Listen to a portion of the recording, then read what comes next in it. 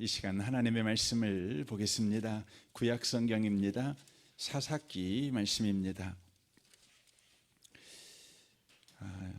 374페이지에 있습니다. 374페이지 사사기 7장입니다.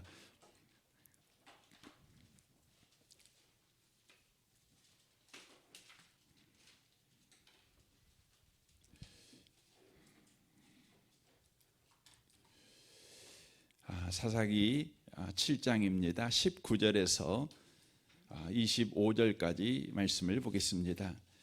사사기 7장 19절에서 25절까지입니다. 기록된 말씀을 같은 목소리로 읽도록 하겠습니다. 기드온과 그와 함께한 100명이 이경초의 진영 근처에 이른즉 바로 파수꾼들을 교대한 때라. 그들이 나팔을 불며 손에 가졌던 항아리를 부수니라.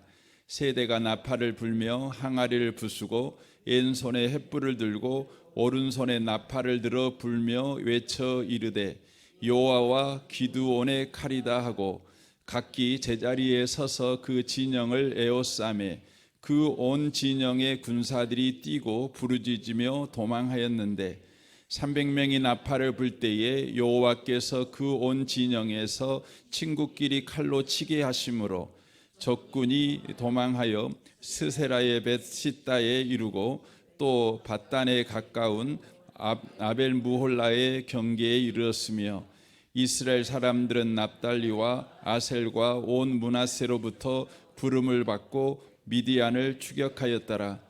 기드온이 사자들을 보내서 에브라임 온 산지에 두루 다니게 하여 이르기를 내려와서 미디안을 치고 그들을 앞서서 벳바라와 요단강에 이르는 수로를 점령하라 하며 이에 에브라임 사람들이 다 모여 벳바라와 요단강에 이르는 수로를 점령하고 또 미디안의 두 방백 오렙과 스엡을 사로잡아 오렙은 오렙바위에서 죽이고 스엡은 스엡 포도주 틀에서 죽이고 미디안을 추격하였고 오렙과 스엡의 머리를 요단강 건너편에서 기드온에게 가져왔더라. 아멘. 아멘. 함께 예배하는 모든 분들 가운데 이 말씀의 축복이 함께 하시기를 주님의 이름으로 축원합니다. 지금 우리는 기드온 사사에 관한 이야기를 나누고 있습니다. 7장은 기드온의 군대와 미디안이 전쟁하는 내용을 다루고 있습니다. 여러분과 제가 너무나 잘 아는 내용입니다. 미디안은 그 군대의 숫자가 13만 5천 명이 됩니다. 이스라엘이 이제 전쟁을 하기 위해서 소집령을 내립니다. 그때에 많은 사람들이 모이게 되지요. 하지만 그 숫자가 13만 5천 명 미디안의 군대에 비교하면 3만 명가량밖에 안 되니까 아주 적은 숫자 아니겠습니까? 요즘이야 13만하고 3만하고 싸움하면 모르지요. 13만은 창을 들고 있고 3만 명은 기관총을 가지고 있다면 해볼 만한 싸움 아니겠습니까? 그러나 이 기드온의 전쟁이 일어날 당시의 싸움은 여러분 숫자가 절대적으로 중요한 전쟁입니다. 그러므로 13만 5천 명하고 여러분 3만 명하고 싸움하면 그거 불보듯 뻔한 거 아니겠습니까? 그런데 우리 하나님께서는 그 숫자도 많다고 말씀하십니다. 그래서 다 돌려보내죠. 그리고 남은 숫자가 몇 명입니까? 300명이 남습니다. 우리는 300명, 그러면 영하 300을 기억하고 그 300명은 최정예 특공대와 같은 강력한 군사 조직으로 생각을 하는 경우가 많이 있습니다.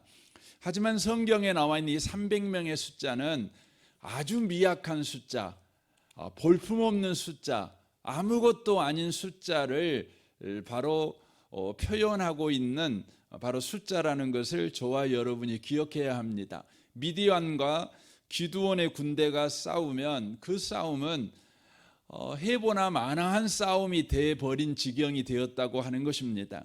그러나 놀라운 것은 오늘 말씀을 통해 여러분과 제가 확인한 것 같이 기드온의 군대와 미디안이 전쟁을 했는데 이스라엘이 완전히 이겨버렸습니다.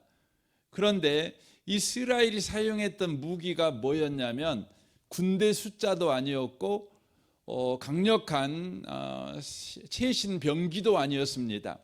그들이 썼던 것은 세 가지였는데 하나는 나팔 소리였습니다.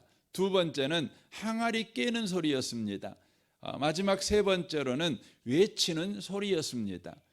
그러니까 미디안과의 전쟁에서 이스라엘이 승리하게 된 무기가 뭐냐? 그러면 이 세 가지의 공통점이 뭡니까? 소리 아닙니까?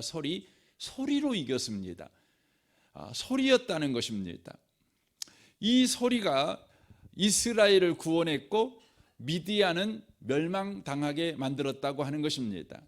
성경 속에 보면 소리가 하나님의 승리의 도구요, 하나님을 대적한 자들에게는 멸망의 도구로 쓰고 있는 것들을 우리가 볼 수가 있습니다.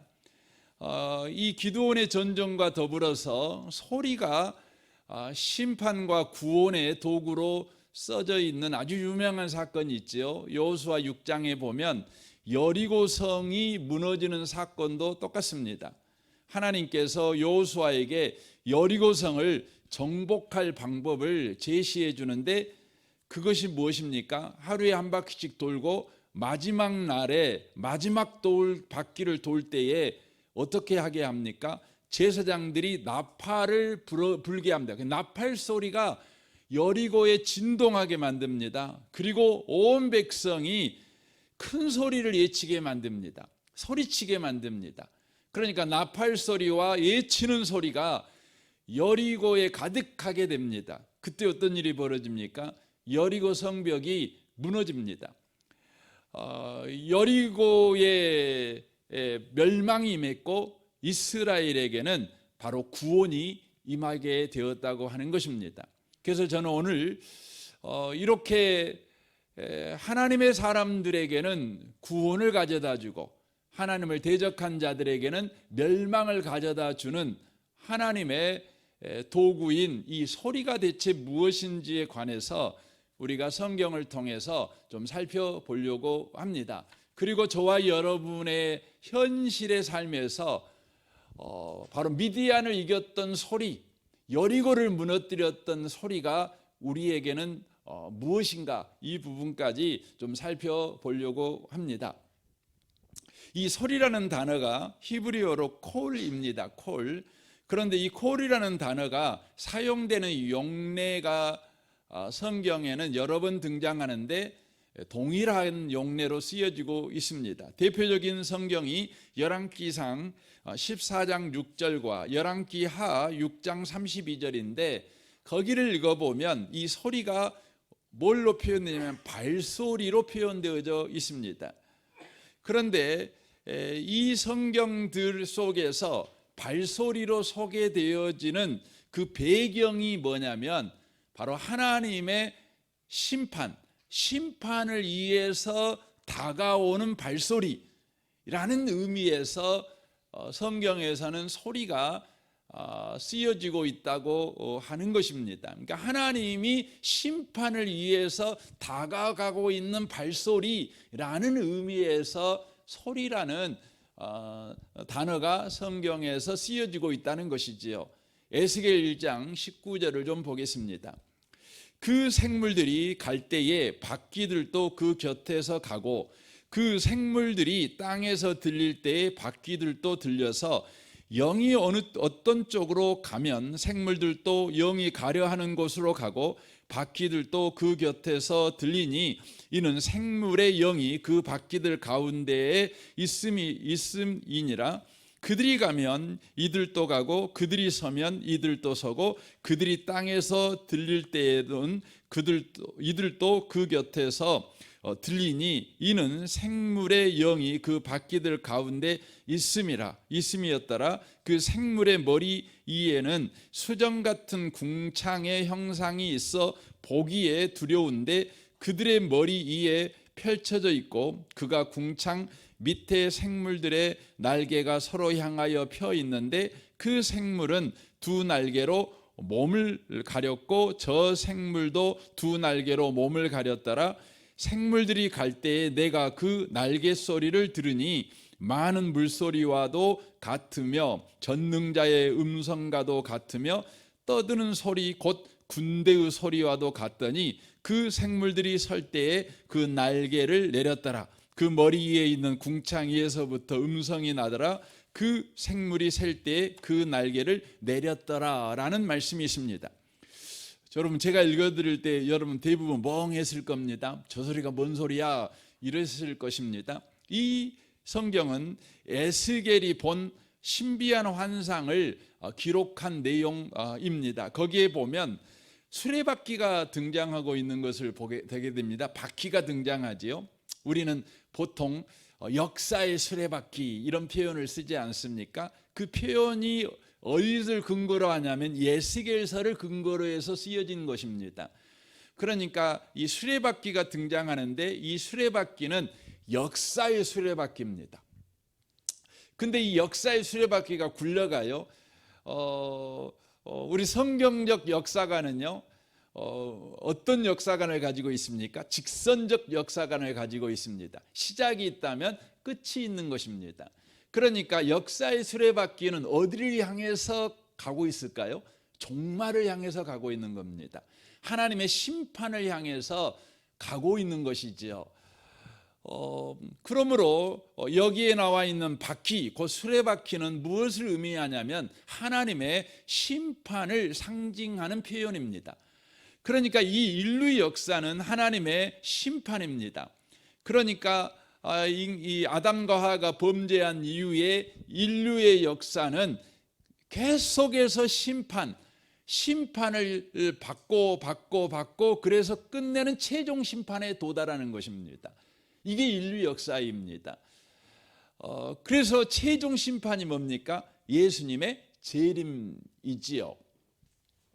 지금 저와 여러분이 살고 있는 시대도요, 계속해서 하나님의 심판, 하나님의 진노 아래에 있는 세상이라는 것을 저와 여러분이 놓치시면 안 되는 것입니다. 그러므로 인류 역사에는 한 번도 평화가 없어요. 인류 역사는 언제나 아우성입니다. 언제나 비명입니다. 언제나 죽겠다는 것이고 언제나 낙심되고 그러는 것입니다.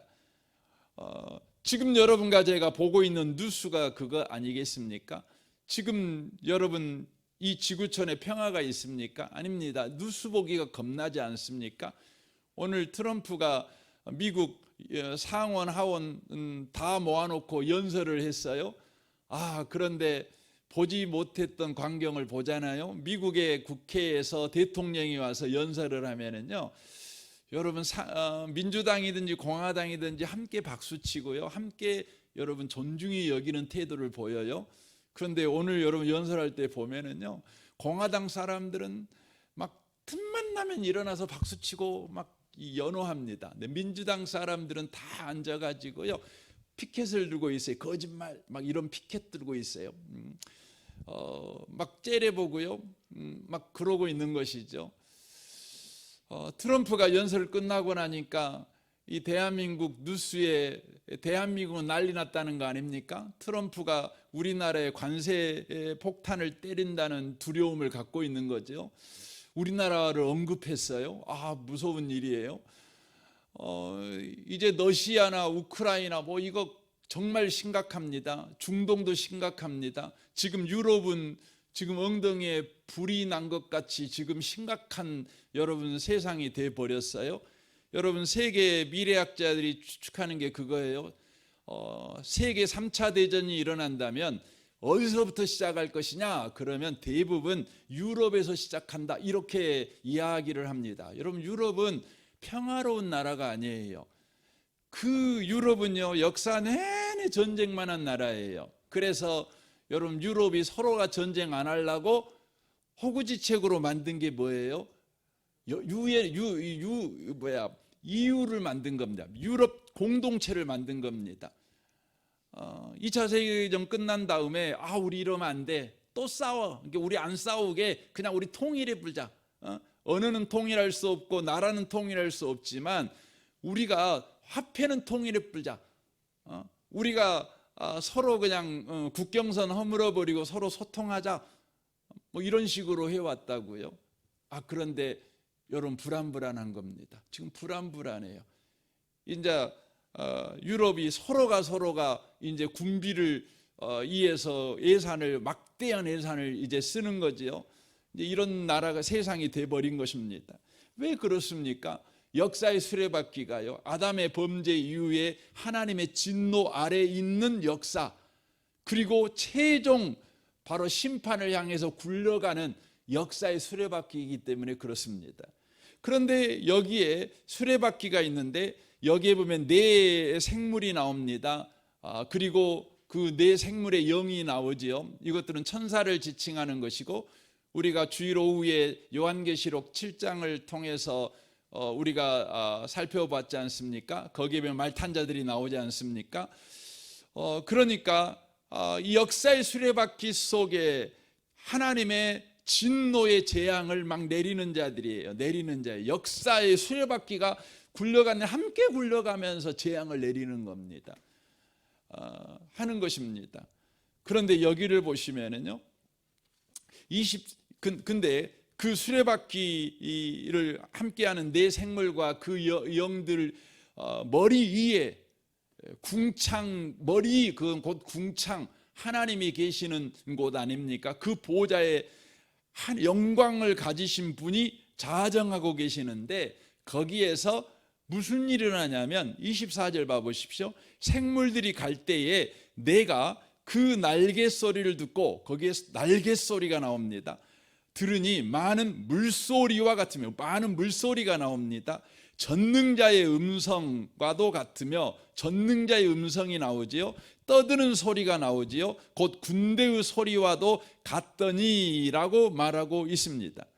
그러니까 영광의 하나님이 계시는 곳에서 뭐가 막 나오는 거예요? 소리가 나와요. 24절에 보니까 소리라는 단어가 그 한 문장에서, 한 구절에서 몇 번이나, 5번이나 나옵니다. 소리가 막 나오는 겁니다. 그러니까 그 하나님의 심판 아래 있는 이 인류의 역사의 수레바퀴, 즉 하나님의 심판을 이야기할 때 지금 뭐가 함께 등장하고 있냐면 바로 소리가 함께 등장하고 있다는 것을 우리가 알 수가 있습니다. 그러니까 심판에 하나님이 강림하시는데 뭘로 강림하시느냐? 소리로 강림하고 있다는 것을 지금 성경이 바로 말씀하고 있는 것이죠. 이것을 요한계시록에서도 표현을 그렇게 하십니다. 요한계시록 1장 10절을 보십시오. 주의 날에 내가 성령에 감동되어 내 뒤에서 나는 나팔 소리 같은 큰 음성을 들으니라고 돼 있어요. 이것은 지금 종말에 관한 하나님의 진노와 하나님의 심판의 이야기입니다. 근데 하나님의 나팔 소리 같은 음성이 들립니다. 이르되 네가 보는 것을 두루마기에 써서 에베소, 서머나, 버가모, 두아디라, 사대, 빌라델피아, 라오디게아 등 7교회에 보내라 하시기로, 몸을 돌이켜 나에게 말한 음성을 알아보려고 돌이킬 때에 7금 촛대를 보았는데, 촛대 사이에 인자 같은 이가 발에 끌리는 옷을 입고 가슴에 금띠를 띠고, 그의 머리와 털의 희기가 흰 양털 같고 눈 같으며, 그의 눈은 불꽃 같고 그의 발은 풀무불에 단련한 빛난 주석 같고, 그의 음성은 많은 물소리와 같으며. 좀 전에 들어봤던 에스겔에서 역사의 수레바퀴와 함께하고 있는 그 영물들 위에 계시는 하나님이 계신 걸 뭐가 나왔어요? 소리가 나왔어요. 거기서 나온 소리가 뭐였죠? 많은 물소리가 나왔어요. 근데 요한계시록에서도 뭐라고 말합니까? 그의 음성, 그는 예수님이십니다. 많은 물소리와 같으며, 그의 오른손에 7별이 있고 그의 입에서 좌우에 날샌검이 나오고 그 얼굴은 해가 힘있게 비치는 것 같더라라고 말씀합니다. 심판, 이 종말의 심판에 관한 이야기입니다. 그런데 여기에 보니까 소리가 함께하고 있어요. 그런데 그 소리가 어떤 소리냐? 많은 물소리 같았다는 거죠. 여러분, 많은 물소리라는 말은 어떤 의미냐면, 우리나라에서 많은 물소리 하면 폭포가 생각나잖아요. 근데 이제 우리나라 폭포는 사실 많은 물소리 정도가 아니죠. 관광할 만하지 않습니까? 물론 저도 그 미국의 나이아가라 폭포를 본 적이 없어요. 그런데 여기서 말하는 많은 물소리라고 하는 것은 그런 폭포를 말하는 겁니다. 그런 폭포. 여러분, 그런 폭포 속으로 들어가면 살겠습니까? 죽는 거 아니겠습니까? 이 많은 물소리 같은 음성이라는 말은 거부할 수 없는 압도적인 힘을 가진 소리를 의미하는 것입니다. 그러니까 한번 결정을 내리면 취소될 수 없는 결정권을 가진 말씀을 의미하는 것입니다. 그러니까 지금 하나님께서 심판주로 임재해 계실 때에 무엇으로 함께하냐? 소리로 함께하는데 그 소리가 많은 물소리 같아요. 그러니까 그가 한번 결정하면 그 결정대로 되어지는 압도적인 힘을 가진 심판의 결정권을 가진 바로 소리로 임한다는 것이죠. 더 나아가 좌우에 날샘 검과 같다고 말합니다. 검은요, 심판의 말씀을 말합니다. 그래서 계시록 19장 15절에 그렇게 돼 있죠. 그의 입에서 예리한 검이 나오니 그것으로 만국을 치겠고라고 말씀합니다. 만국을 심판하는 바로 도구가 뭐냐면 주의 입에서 나온 날선 검이라고 하는 것이죠. 바로 소리로 임재하셨다. 이것은 곧 심판의 주님이 임재하셨다. 이것을 상징하고 있다고 하는 것입니다. 그러니까 지금 기드온과 미디안의 싸움에서 항아리 깨는 소리가 왔어요. 나팔 소리가, 그리고 외치는 소리가 미디안을 멸망시켜 버렸어요. 300명이라고 하는 약하디 약한 오합지졸, 아무 승리를 쟁취할 수 없는 무기력한 자들 가운데 소리가 함께했어요. 바로 심판의 주님이 함께하신 것이죠. 그때 미디안은요, 멸망당한 거예요. 그러나 우리가 여기서 놓치지 마셔야 되는 것이 있어요. 하나님의 심판은 미디안에게는 멸망이었지만 이스라엘에게는 뭐였어요? 구원이었다는 거예요. 구원이었다는 거예요. 그래서 마태복음 25장을 보시면 하나님께서 마지막 때 심판에 관한 말씀을 하시죠. 심판하실 때 무슨 일을 하시죠? 구별해 버리십니다. 양과 염소를 구별하십니다. 구별합니다. 그러니까 선과 악을 나눠버리죠. 이게 뭐예요? 심판이에요. 심판이에요. 그래가지고 어떻게 합니까? 선한 것에는 영생, 악한 것에는 영벌을 내리십니다. 그러니까 하나님의 심판은 악한 자에게 영벌을 내리시는 것이 심판의 전부가 아니라 선한 자에게 영생을 주시는 것, 이것이 또한 바로 심판이라는 것을 저와 여러분이 기억하실 필요가 있다고 하는 것입니다. 그래서 말라기 4장을 읽어보시면 하나님의 심판에 바로 심판이 뭔가를 이렇게 우리가 알 수가 있습니다. 만군의 여호와가 이르노라, 보라, 극렬한 풀무불 같은 날이 이르리니. 그렇죠? 극렬한 풀무불 같은 날, 이게 뭡니까? 심판의 날을 의미하는 거죠. 심판이 이르러요. 그러면 교만한 자와 악을 행하는 자는 다 초계 같을 것이요 라고 말합니다. 지푸라기처럼 다 타버린다는 것이죠. 타버린다는 것이죠. 그렇죠. 그 이르는 날이, 그 심판 날에 그들을 그냥 불로 다 살라버리죠. 그 뿌리와 가지를 남기지 아니할 것이로되라고 되어 있습니다. 그러니까 심판은 악한 자들을 완전히 살아버리는 거죠. 영원히 소멸시켜버리는 소멸의 불이라는 것이죠. 그러나 심판은 그것만이 아닙니다. 보세요. 내 이름을 경외하는 너희에게는 의로운 해가 떠올라서 치료하는 광선을 발하리니 너희가 나가서 외양간에서 나온 송아지같이 뛰리라 라고 말씀합니다. 그러니까 극렬한 풀무불 심판의 날이 악한 자들에게는 소멸의 불이 되지만 바로 의로운 자, 여호와를 경외하는 자들에게는 뭐가 됩니까? 치료하는 광선이 된다는 거예요. 여러분과 저에게 이 놀라운 은혜의 날이 오게 될 것입니다. 심판의 날에 주를 경외치 아니한 자들, 주를 믿지 아니한 자들, 세상의 쾌락을 쫓아다니며 세상의 돈을 추구하며 자기의 명예만 추구하고 살아가는 자들에게는 우리 주 예수 그리스도 심판의 주가 오실 때에 그것은 소멸의 불이 되겠지만 바로 우리에게는 치료하는 광선이 된다는 거죠. 우리는 애양간에서 나온 송아지같이 뛰게 될 것입니다. 주님을 찬양하게 될 것입니다. 주님을 영접하게 될 것입니다. 주님과 함께 얼싸안고 여러분 기쁨의 춤을 추게 될 것입니다. 3절 보십시오. 또 너희가 악인을 밟을 것이니 그들이 나의 정한 날에 너희 발바닥 밑에 재와 같으리라 만군의 여호와의 말이니라 라고 말씀하고 있습니다.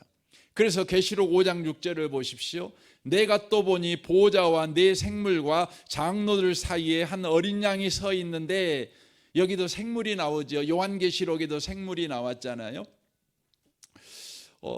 한 어린 양이 서 있어요. 일찍이 죽음을 당한 것 같더라. 그에게 7 뿔과 7 눈이 있으니, 여러분 7 뿔은요 구약 성경에서 늘 이야기하지만 능력을 상징합니다.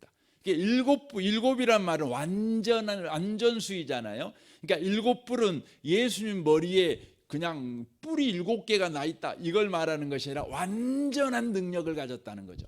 전지전능한 능력을 가졌다는 걸 의미하는 것입니다. 더 나아가 7 눈을 가졌죠. 눈을 가졌다는 말은요 완전한 판단력을 가졌다는 것입니다. 완전한 분별력을 가지셨다는 것을 말하고 있는 것이죠. 그러니까 어린 양이 서 있어요.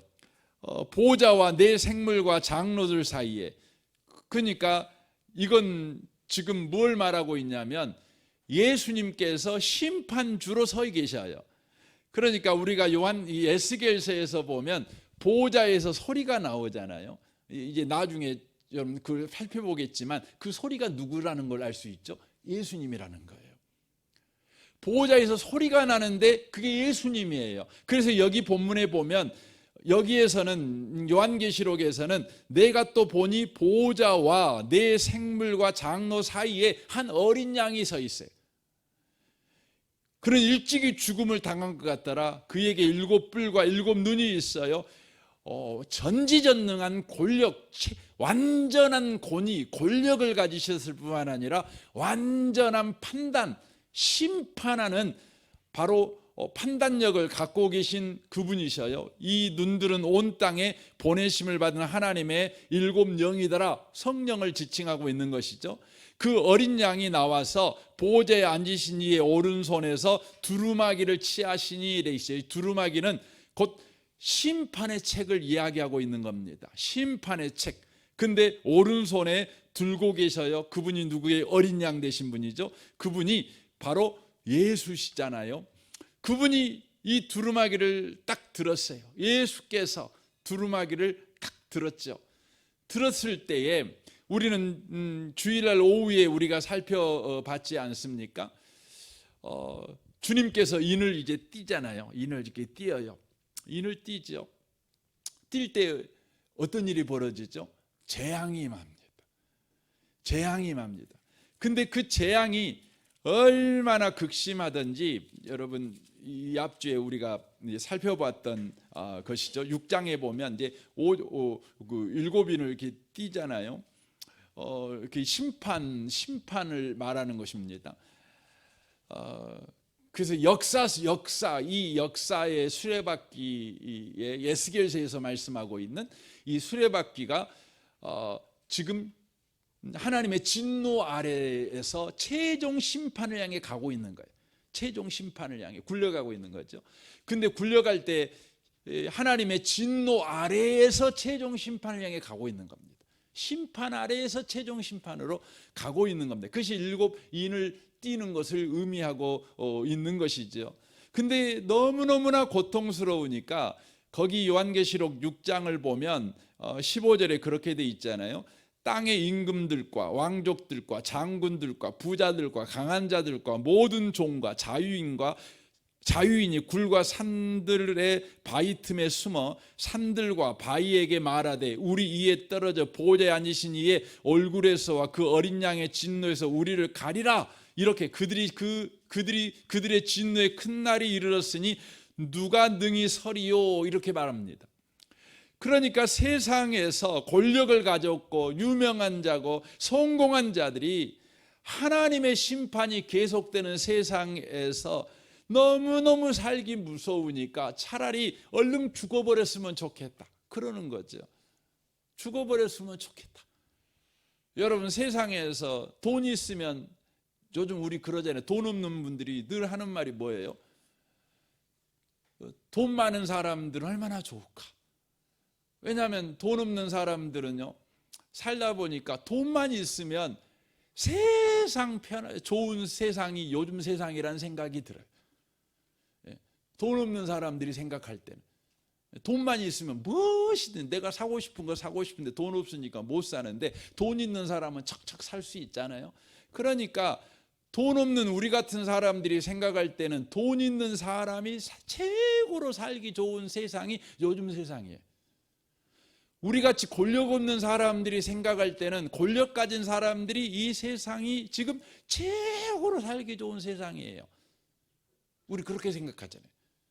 그런데요, 막상 돈 가진 사람들은, 막상 권력 가진 사람들은 돈을 가지고 있어도, 권력을 가지고 있어도 하나님의 이 진노 아래 있는 이 세상에서 너무너무나 살기 힘든 거예요.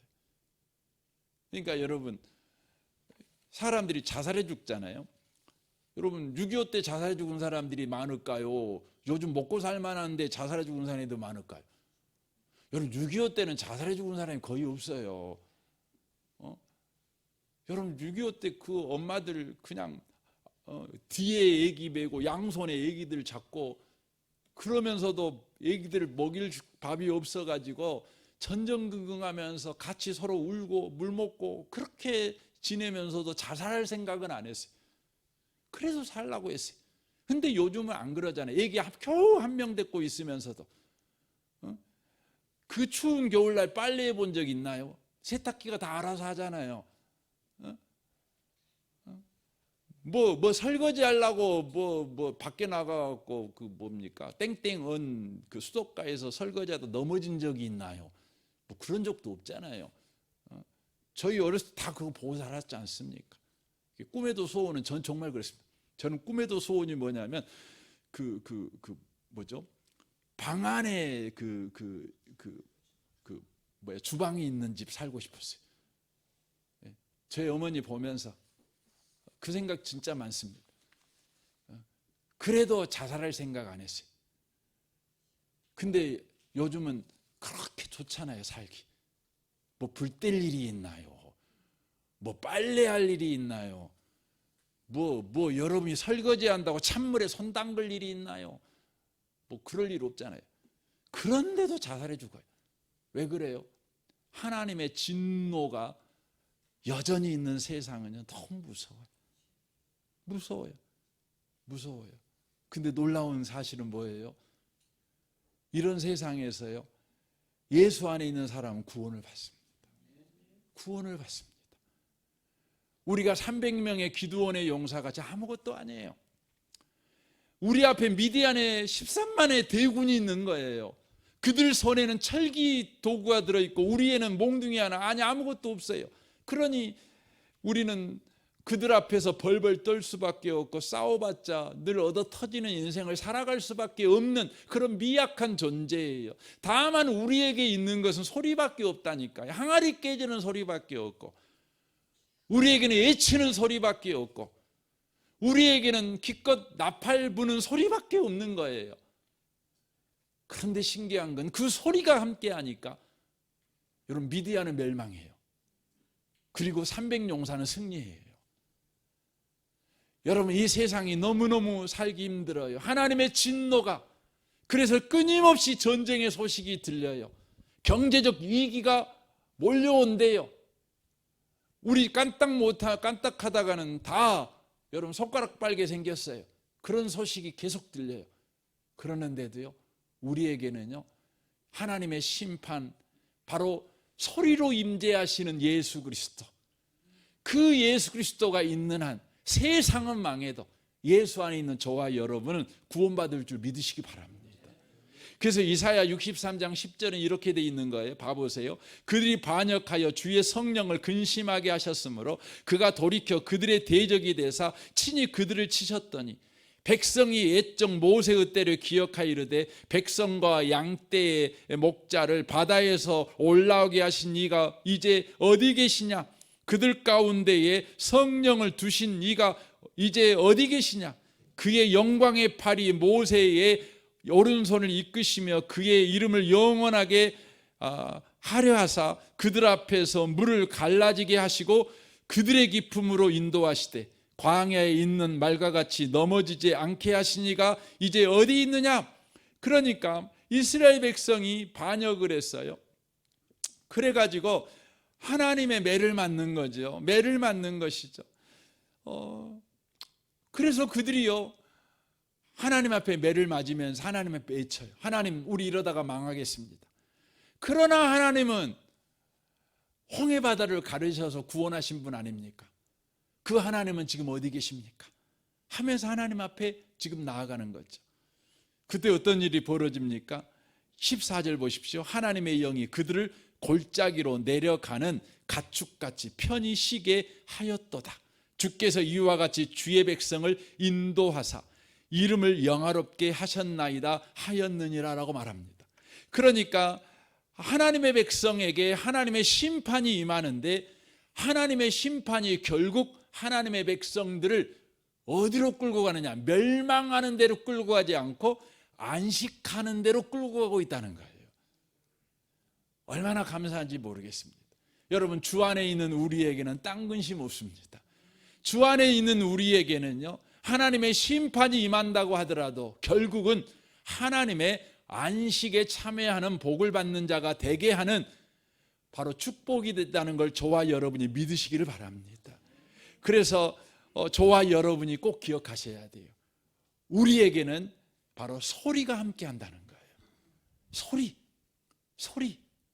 중요합니다. 그래서 열왕기상 19장에 보면 엘리야가 나오잖아요. 여러분, 엘리야는 굉장한 사람 아닙니까? 하늘에서 불이 내려와 제단에 재물을 사르게 하는 그런 여러분, 엄청난 사역을 한 사람입니다. 마른 하늘에서 비가 내리게 하는 그런 강력한 사역자였습니다. 그러나 그런 사역을 해도 북이스라엘 사람들은요, 회개하지 않았습니다.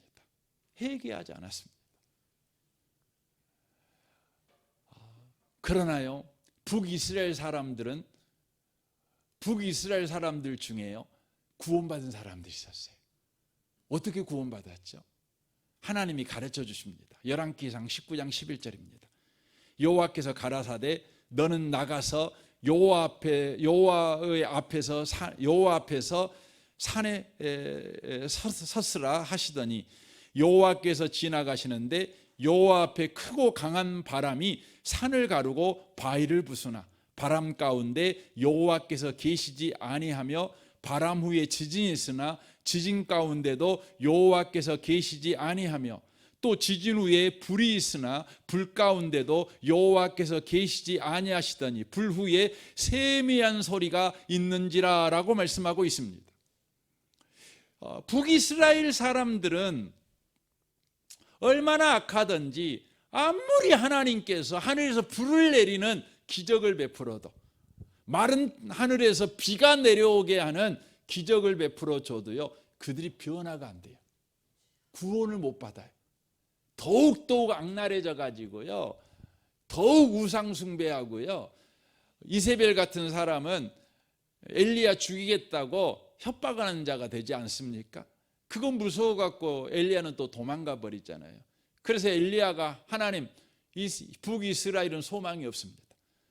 아무리 하나님이 강한 능력으로 함께해도 저들이 변화 안 되니 저들에게는 하나님의 심판, 멸망밖에 답이 없습니다. 멸망밖에 답이 없습니다. 그러는 거 아닙니까? 근데 우리 하나님이 뭐라고 그럽니까? 아니야, 세미한 소리가 있어. 세미한 소리가 있어. 여러분, 세미한 소리가 뭐냐면 작고 평온한 소리입니다. 아주 작고 미세한 소리를 바로 세미한 소리라고 말을 합니다. 그래서 뭐라고 말합니까? 아무리 강한 능력으로도, 강한 기적으로도, 강한 치유로도 북이스라엘 사람들 가운데 회개한 사람이 없고 구원받은 사람이 없었지만 이 세미한 소리로요, 바로 구원받은 사람이 7,000명이나 있다는 거예요. 이걸 이야기해 주십니다.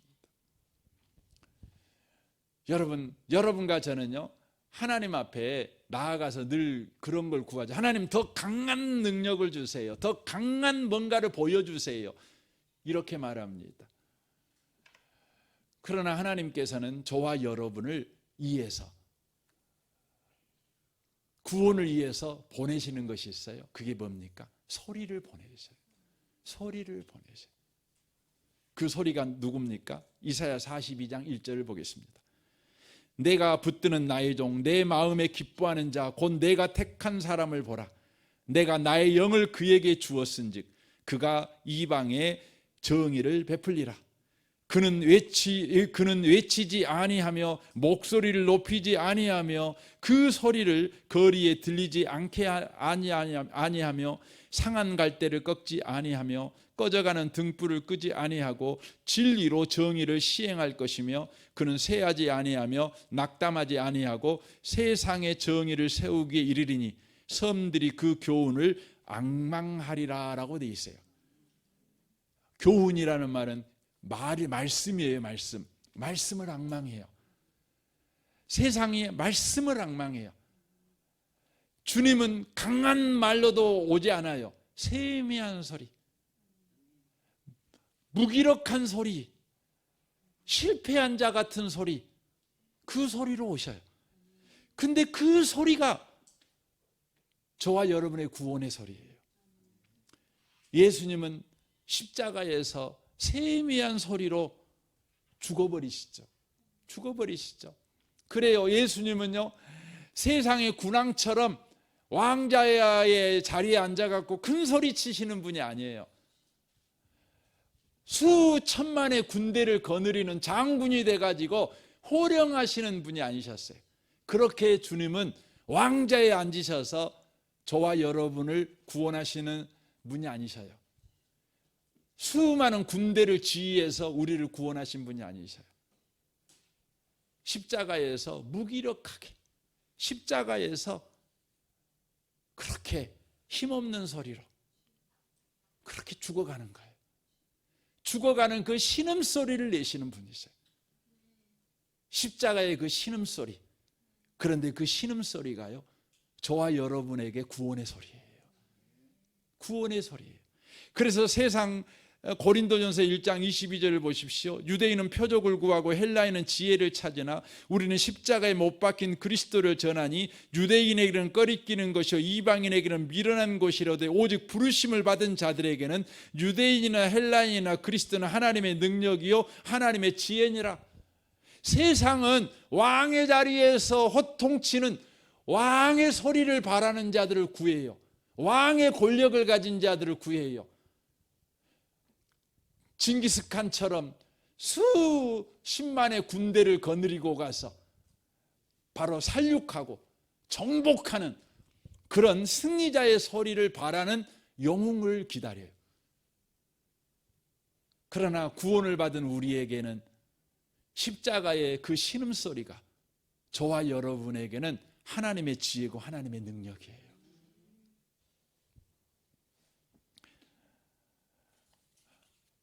미디안 사람들에게 승리하게 한 그 소리는 여러분 항아리 깨지는 소리예요. 여러분 항아리 깨진 소리가 여러분 뭐 대단한 소리입니까? 여러분 항아리 깨지는 소리가 무슨 여러분 하늘을 울리고 땅을 진동시키는 소리입니까? 아니에요. 여러분 항아리 깨지는 소리는요 아무것도 아니에요.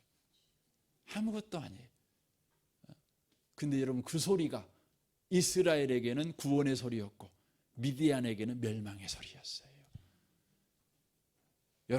여러분의 인생에 이 항아리 같은 소리로 오신 예수 그리스도, 그분을 붙잡기를 바랍니다. 여러분 예수님의 십자가의 신음, 그 신음을 여러분 외면하지 마십시오. 그 소리가 저와 여러분과 함께하는 한 우리는 승리자의 인생을 살아가게 될 것입니다. 그러므로 오늘도 예수를 붙잡고 예수의 십자가를 붙잡고 여러분과 제가 어디든지 서 있고 어떤 일이든지 하는, 그리하여 저와 여러분이 승리하는 인생을 살아내는 복 있는 분들이 다 되시기를 주님의 이름으로 축원합니다. 아멘. 우리 같이 이 시간 기도하기를 원합니다.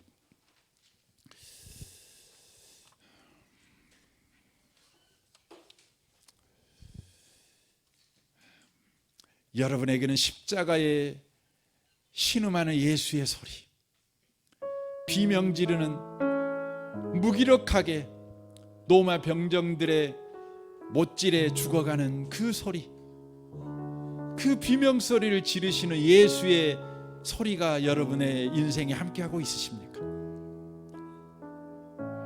십자가의 신음소리가 우리에게 들린다면 우리는 어떤 자리에 있든지, 우리 앞에 어떤 적이 있든지, 어떤 강한 자가 있든지 우리는 승리하게 될 것입니다. 우리는 예수의 소리를 듣기보다 세상의 성공한 자의 소리를 더 들으려고 합니다. 십자가의 신음소리에 귀를 기울이지 아니하고 세상에서 돈 번 자들의 소리를 우리는 더 귀를 기울입니다. 그러면 우리 망합니다. 복 있는 사람들은 악인의 소리를 듣지 않습니다. 죄인의 소리 듣지 않습니다. 오만한 자의 소리 듣지 않습니다. 오직 예수의 소리를 듣습니다. 주여 예수의 십자가의 음성을 듣고 날마다 살아가는 우리가 되게 하시옵소서. 우리 시간 같이 한번 기도하는 시간을 좀 가졌으면 좋겠습니다. 기도하겠습니다. 오 하나님 아버지, 그렇습니다.